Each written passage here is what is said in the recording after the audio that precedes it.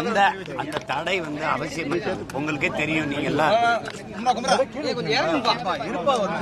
நீங்க உலகம் தடவை எல்லாத்தையும் பார்த்து கொண்டிருக்கீங்க. இந்தியாவிலே எல்லா மாநிலத்திலையும் கல் இறக்க தடை இல்லை. கொஞ்சம் அமைதியா, கொஞ்சம் அமைதியா. அருகில் இருக்கிற எல்லா மாநிலங்களையும் கல் இருக்கு. இப்ப நம்ம மாநிலத்தில் மட்டும் அது மதுவானது எப்படி? அதுக்கு தடை எதுக்கு? கல் இறக்குதல் என்பது கல் பதநீர் இறக்குதல் இதெல்லாம் வந்து வேளாண்மை தொழில், வேளாண்மை சார்ந்தது தான். அது பட்டுப்பூச்சி வளர்த்தல், தேனீக்கள் வளர்த்தல், மீன் வளர்த்தல், நெசவு, இது எல்லாமே வேளாண்மை சார்ந்தது. வேளாண்மையினுடைய விரிவாக்கம் தான். வேளாண்மையில் ஒரு பகுதி தான். எப்படி மீன் பிடித்தல் கடல் விவசாயமோ வேளாண்மையோ, அது மாதிரி இது நில விவசாயம் தான். இதை வந்து திட்டமிட்டு இதை ஒரு தடைன்னு கல் மட்டும் அது எப்படின்னு ஆகுது. அப்ப டாஸ்மார்க்கில் விற்கிற சரக்குகள் எல்லாம் இதை நான் கேட்கிறேன்ல, புனித நீராது அது வந்து எப்படி? அது கோயில்ல கொடுக்கிற தீர்த்தமா?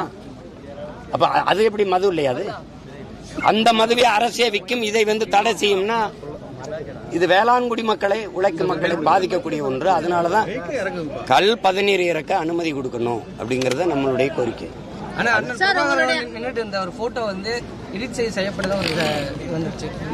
அதை விடுங்க சார். உங்கள் அண்ணன் அவர் கவிஞர் திரு அறிவுமதி அவர்கள் விழுப்புரத்துல ஒரு நிகழ்வுல உங்களை விமர்சிச்சிருக்காரு சார்.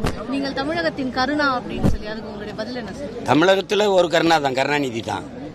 நான் எப்படி கருணாவானே? இந்த மாதிரி பேசுற எல்லாரும் தான் கருணா. இனத்தை கொல்லும் போது என்னோட பேசிட்டு இனத்தை கூட நின்றுகிட்டு என்ன கருணா?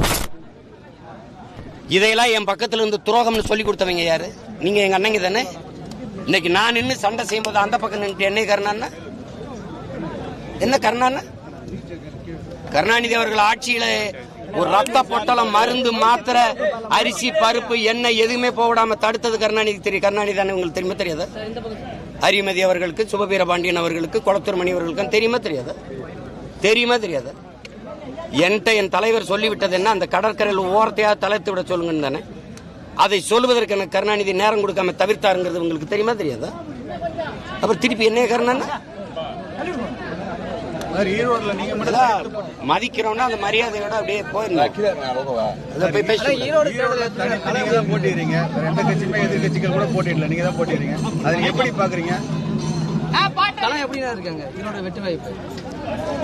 களம் ரெண்டே தானே, 2 பேர் தான் போட்டி. அது களம் எப்படி இருக்குன்னு நீங்க தான் சொல்லணும். களம் எங்களுக்கானதுன்னு தான் நாங்க நினைப்போம். எந்த களத்தையும் எங்களுக்கான களமாக மாற்றுவதான் எங்களுடைய என்ன சொல்றது, எங்களுடைய களப்பணி. எங்களுக்கான களமாக மாற்றுவோம். அதை நான் ஒருத்தன் தானே நிக்கிறேன், ஒரே ஒரு ஆள். நீங்க இத்தனை அமைச்சர்கள், இவ்வளவு பேர், இவ்வளவு கட்சி கூட்டணி வச்சுக்கிட்டு எதுக்கு ஓட்டு காசு கொடுக்குறீங்க? பெரியார் என்று பேசுகிற பெருமக்கள், அது பெரியார் பிறந்த மண்ணுன்னு சொல்ற பெருமக்கள், பெரியாரை வந்து பேசி ஓட்டுக்கலுங்களேன். பெரியார் பெண்களுக்கு இப்படி செஞ்சிருக்காரு, பெரியார் தாலி வந்து பெண்களுக்கு அடிமைச்சுன்னா அறுத்துப்பட சொல்லிருக்காரு, பெரியார் கோயிலுக்கு போய் கும்பிடுறது காட்டுமரணித்தனம் சொல்லிருக்காரு, பெரியார் கற்பப்பையை அறுத்துப்பட சொல்லிருக்காரு. பேசுங்களேன். மது குடிக்கிறது, மது எந்த நாட்டில் தடை இருக்கு? இங்க எதுக்கு தடை செய்யணும்? அது மனைவியோட உறவு வச்சு கூடாது, படக்கூடாதுன்னு சொல்றதுக்கு சமமா இருக்க அப்படின்னு பேசியிருக்கிறாரு. இதுல கொஞ்சம் பேசுங்களேன். தமிழை சனியன்ட்டாரு, காட்டுமராணி மொழின்ட்டாரு, முட்டாப்பைய பாசைன்ட்டாரு, தமிழ் சனியனை விட்டு ஒழிங்கெல்லாம் பேசிட்டாரு. அப்படி கொஞ்சம் பேசுங்களேன். சீமான் பெரியாரை வந்து விமர்சிச்சுட்டாரு, அவருக்கு ஓட்டு போடாதே. சீமான் பெரியாரை விமர்சிச்சுட்டாரு, ஓட்டு போடாதீங்கன்னு ஒரு தடவை பேசுங்களேன். வந்து இப்ப ஓட்டு பெரியாரை சொல்லி வாங்க புரியல, காந்திய படத்தை நீட்டி காந்தியை காட்டி ஓட்டு வாங்க புரியல, பெரியாரை காட்டி ஓட்டு வாங்க புரியல, காந்தியை காட்டி ஓட்டு வாங்க புரியல. அப்ப எங்க உன் கோட்பாடு?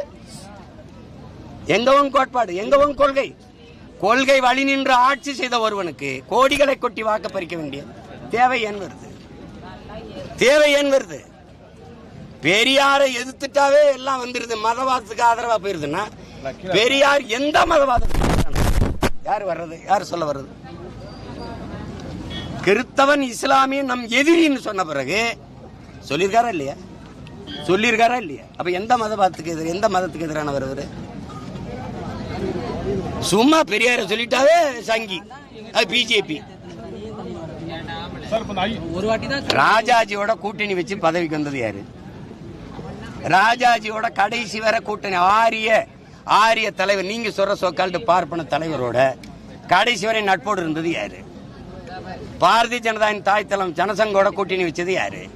அதனுடைய செயற்கழகம் பாரதிய ஜனதாவோட கூட்டணி வச்சு பதவி அனுபவிச்சது யாரு? திராவிடம் அதிகாரத்துக்கு போடவே ஆரிய தலைமையோட கூட்டணி வச்சு கூட்டாளி.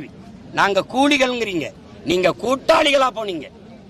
இந்த திராவிடம் அரியணையில ஏறுறதுக்கு பீகாரிய பார்ப்பனன் பிரசாந்த் கிஷோர் பாண்டைய கூலிக்கு கூட்டி வந்தது யாரு? சம்பளம் கொடுத்து கூட்டி வந்தது யாரு? நாங்களா? திராவிட திருவாளர்களா? பிரசாந்த் கிஷோர் பாண்டே ஆரியர் இல்லையோ? அவருடைய ஸ்ட்ராட்டஜி தேவைப்படுது. இப்ப ராபின் சர்மாவை கூட்டி வரீங்களா, அவர் ஆரியர் இல்லையோ? இது அவங்க ஆரியது இருப்போம். நீங்க மேல ஏறுறதுக்கு அவன் பக்கத்துல வர வேண்டியது இருக்கு. அவன் மூளை தேவைப்படுது. ஆனா அதை நாங்க எடுத்துட்டா நீ சங்கி. யார் சங்கி? நாங்கெல்லாம் சங்கி. நீ வேற அங்கி லுங்கியா இல்ல சொங்கியா? சேட் அதெல்லாம் வேற ஆள்கிட்ட வச்சுக்கணும். சார், இன்னைக்கு காலையில சென்னையில எஸ்.வி. சேகரோட தந்தை பேர்ல ஒரு ரோடு வைப்போம் அப்படின்னு சிஎம் அறிக்கை விட்டுருக்காரு சார். அந்த ஒரு நிகழ்ச்சி மேல அதை எப்படி பாக்குறீங்க? ஆரிய கூலி, ஆரிய பற்று, ஆரிய விசுவாசம், ஆரிய கூட்டாளி, வேற எதுவும் சொல்லிருக்கா? ஐஐடி இயக்குனர் வந்து சொல்லியிருக்காரு. அவர் நாடகம் போடும்போது ஐயா ஸ்டாலின் முதல்வர் படமும் துணை முதல்வர் படமும் இருக்குது.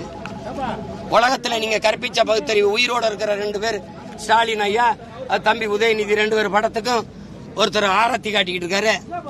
அங்க அறநிலையத்துறை அமைச்சர் ஐயா சேகர் பாபு, மாநகர தன் தாய் அவ பிரியா, ஐயா தயாநிதி மாறன் 3 பேர் நின்று கும்பிட்டுக்கிட்டு இருக்காங்க. பெரியார் கற்றுக் கொடுத்த பகுத்தறிவு, கடவுள் மறுப்பு. எப்படி சார் ஐஐடி இயக்குனர் வந்து கோமியம் கொடுத்தா நல்லதுன்னு சொல்லியிருக்காரு சார், அதை எப்படி பாக்குறீங்க?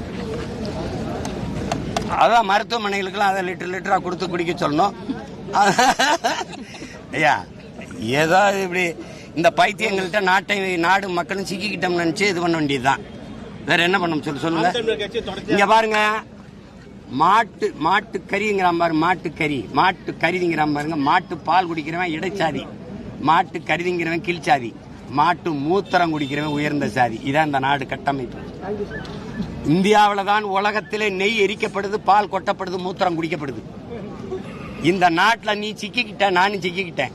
தப்பிக்கிறதுக்கு ஒரே வழிதான் இருக்கு, ரெவல்யூஷன், பொலிட்டிக்கல் ரெவல்யூஷன், அரசியல் புரட்சி. அது ஒன்றை தவிர இந்த திராவிட ஆரியெல்லாம் வெவ்வேறு கிடையாது, ரெண்டும் ஒண்ணுதான்.